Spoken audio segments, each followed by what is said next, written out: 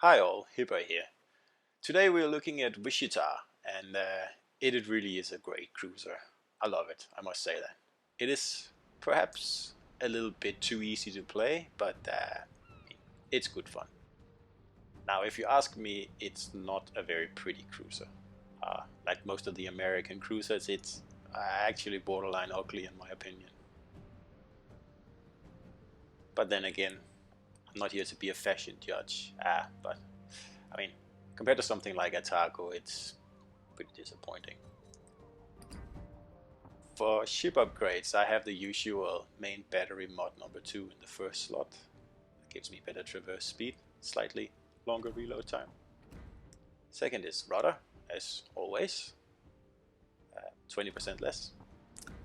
Third one is rudder again, and here you get to shave 40% off. Last one is the main battery mod 3, which gives you a faster reload time.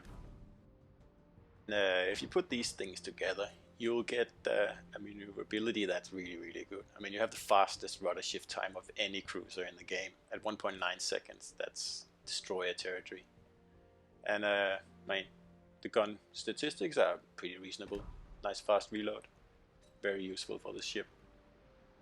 For commander, I go with Thomas Kinkaid. And that's basically because of the agility he gives me. First inspiration is Müller, and the second is Fraser, just like on Atago. And again, I go with Ingenious as the first perk, and the second again is maximum speed and rudder. Third one is speed again, and the fourth is rudder again, and the legendary perk is an extra consumable, which in this case makes perfect sense because it gives you an extra radar. Now this build works on all maps. There are some that it works better on, and they're usually either maps that are very open or very closed with lots of islands. The maps that are in between, like Land and Fire and Haven, you still do well, and of course it's all situational, but I prefer the ones that I mentioned before.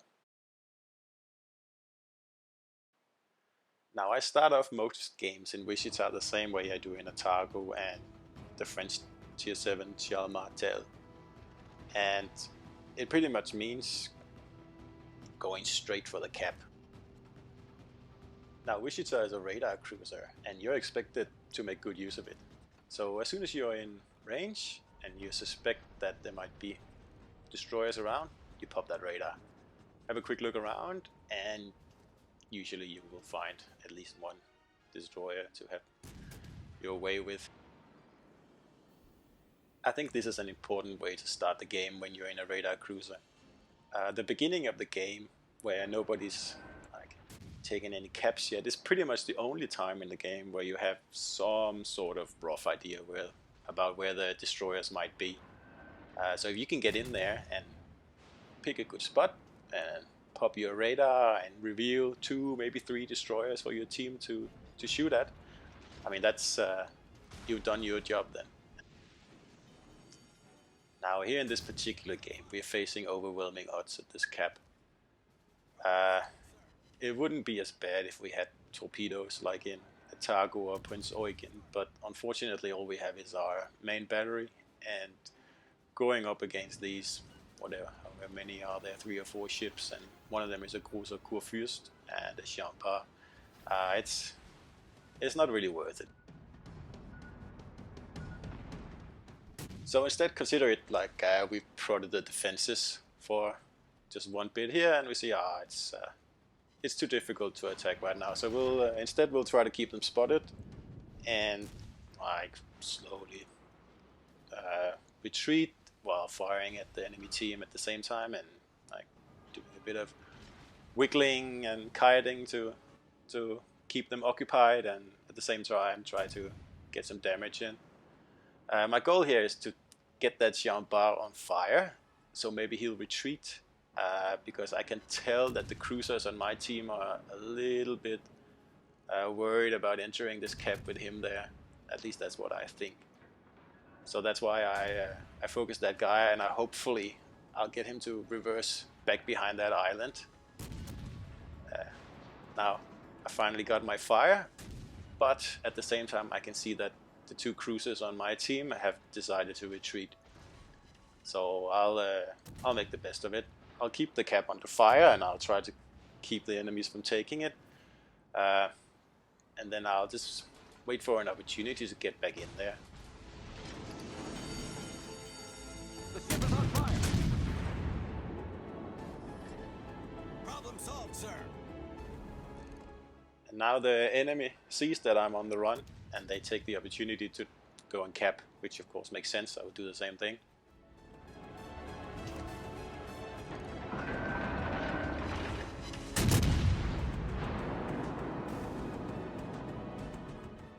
Now actually I don't have any intention of leaving this cap behind, because if I do, the enemy team will have every opportunity in the world to flank us. I'm not really sure what's going on at sea at this moment, but it looks like there's at least 1 ship left down there. So if we give up this cap, we'll be overrun. So right now I'm just pretty much waiting for an opportunity to be able to turn around when that Shards takes its eyes off me, and then my plan is to get back in there and support that destroyer that's still there.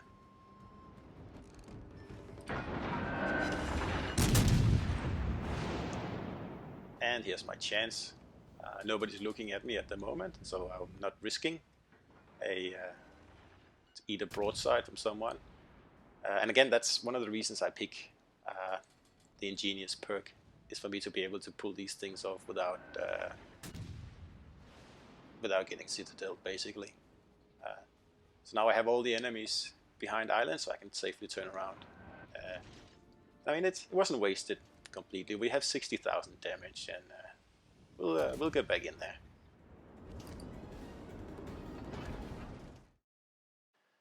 Now I like my high tier cruisers to be fast and agile, and that is primarily because I think that if you play standard solo, you never know what to expect.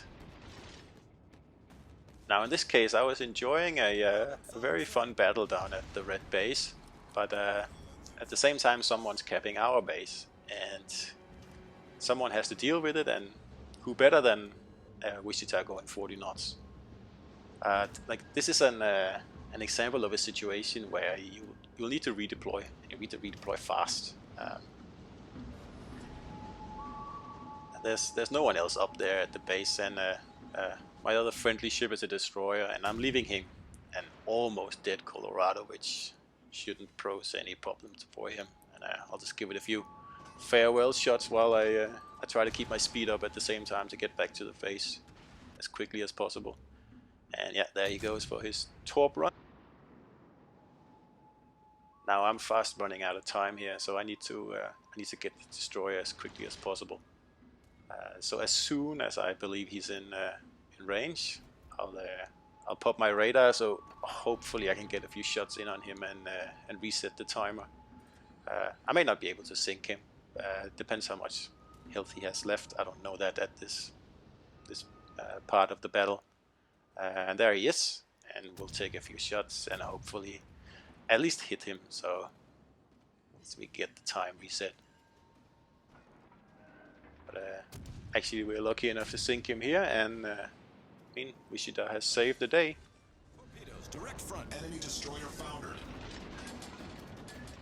And so, farewell torpedoes, just to finish it off. Torpedoes, dead ahead. Torpedoes to port. Torpedoes to port. Now here's another example of why you need an agile cruiser at high tiers. If you notice that battleship there, the Sinop, that's coming around the island, it doesn't bother me because I'll just head up here, and I'm going really fast, so I'm keeping out of his fire. I'm actually really going for that Yudachi I saw earlier, but I think he saw me coming, so I'll have to revise my plans here, and instead I'll take on that Atago that thinks he can hide behind the island and fire HE at my ships, although actually my team is quite far behind, and we are 2.5 minutes into the battle. Yeah, we'll just wait here until he fires his torps, and there they come. And when I peeked over the island before and saw him, I saw which way his guns were pointing, so I know that he's not ready to engage me right now. And that's probably because he's not running a very agile commander.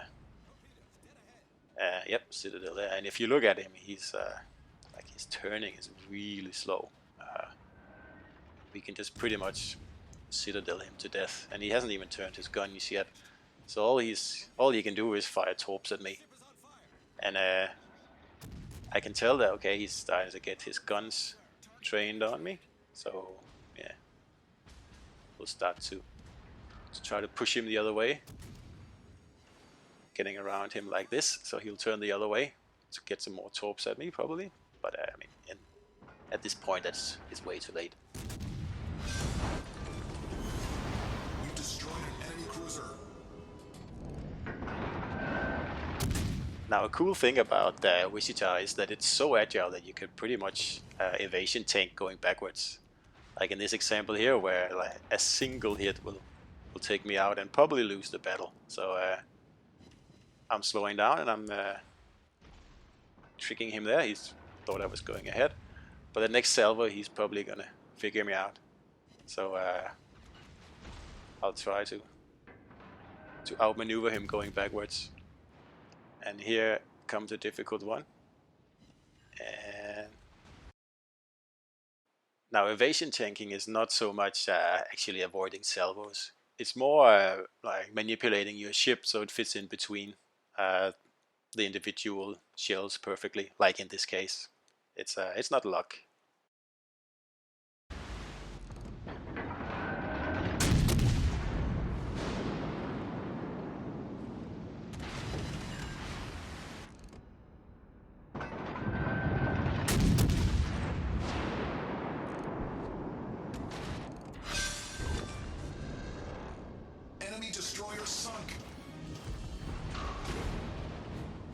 And again here, I know it's an Atago, but it's the same principle. If you can catch in a one-on-one cruiser battle someone off guard and kind of like force them to turn the way you want, like I'm doing here. I know Wichita doesn't have torps, but you can do the same thing like I did before with the enemy Atago with your guns. As soon as he's in this position and he doesn't have a very agile commander, he's done for. Like if you see here, he's trying to get around to get his front guns into the mix, but he doesn't have enough time, and he knows that I'll be able to Citadel him if he keeps going. And here he'll make another effort, but again, this it's futile.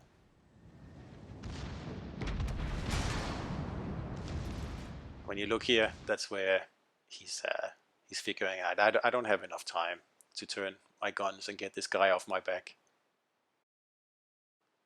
So I recommend setting your tier 7 cruisers up, at least the 3 ones I mentioned in the beginning of this video. Set them up with Ingenious because it allows you to fight efficiently at a distance and also up close, and not like this poor guy here who doesn't really have any chance to fight me off, even if I had no torps.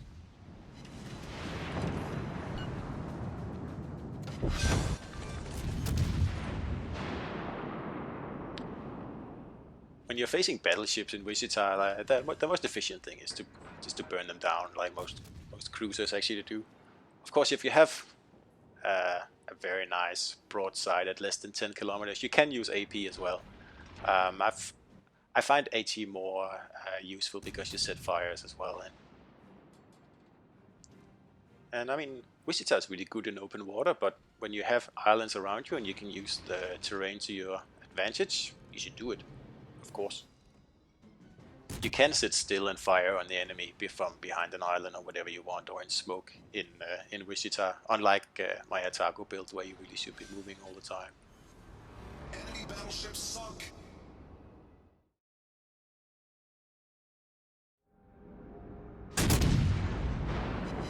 One fantastic thing about Wichita is that, as you can see earlier, it can both evade tank, but it can also bow tank, and it can bow tank up there with the best of them, like Baltimore and even Prince Eugen, stuff like that. It's really good. If you look at this example with the Jean-Bar here, where he's starting to be interested in us, and we'll have to decide how we're going to approach this. At this point, the battleship Jean-Bar is turning towards her. Then we'll have to make a decision if we want to retreat or we'll stay and fight. There's an island to the left of us, so we could go that way to escape him. Running away wouldn't be fun though, so instead we'll just wait for him to shoot at us, and then because we have such an agile build on the ship, we can turn around completely while he's reloading, or at least almost turn around. Now, before I did this, I know he'd already spent his reload booster, but even if he still had it, we could take 1 or 2 shots and probably overpen anyway, so it's not much of a gamble doing this. So here we are almost turned around now, and we'll cut power to the engine and start reversing so we can bow tank him into submission. Now I make sure I'm bow tanking him at an angle that's sharp enough so I can get as many of my secondaries to shoot at him as well. And in this case, that would probably be 4, maybe 5 if I'm lucky. Yes, it's 5. So that helps me take him out faster and set a few extra fires if I'm lucky. And there he goes.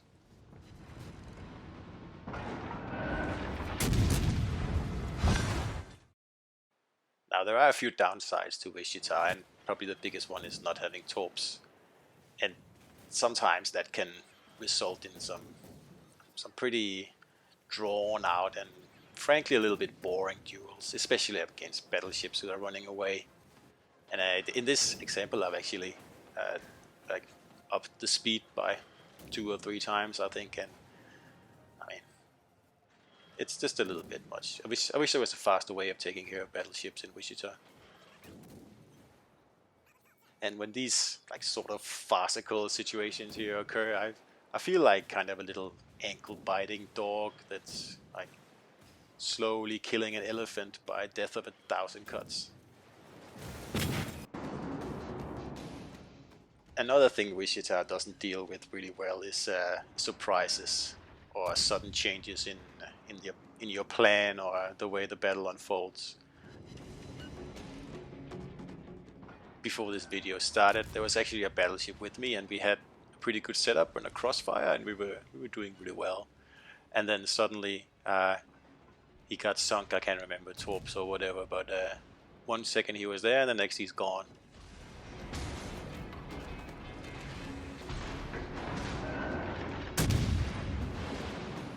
In this example, there are too many ships shooting at me to turn around like I did with the Jean-Bar earlier, and pretty much the only other option I have is to slow down and start bow tanking my way out of this, but that is certain death in this situation. With 3 ships, 2 of them battleships shooting at me, I would just last a few extra seconds. So you'll have to just chance it and show broadside, turn, try to time it as good as you can with the reload of the battleships, and just hope they don't citadel you. And in this case, it actually went pretty well, much better than I thought.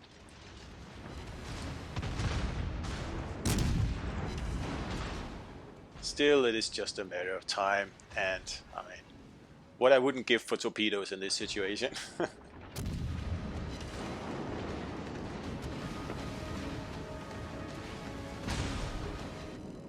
So yeah, Wichita requires a bit more planning in your attacks than something like a Targo or Prince Eugen, where you can get out of a sticky situation with your torpedoes.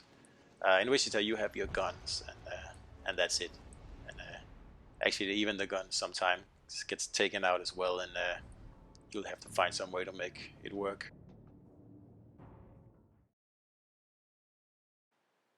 As usual, we'll just finish off with the main points here in the end. And rudder and speed, first of all, they're your friends, so use them to make the battle work out the way you want it to.